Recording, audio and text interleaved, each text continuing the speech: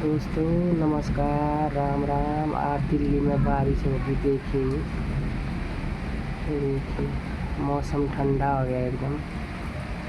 4 बजे शुरू हो गई बारिश। देखो, देखिए, आप देख सकते हैं बारिश हो गई।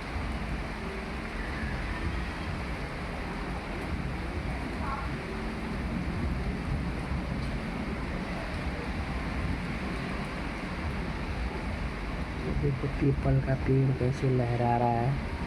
पीपल के पेड़ को देख सकते हैं आप। देखो कितना लहरा है। देखो कितना सुंदर लग रहा है ये बारिश में। देखो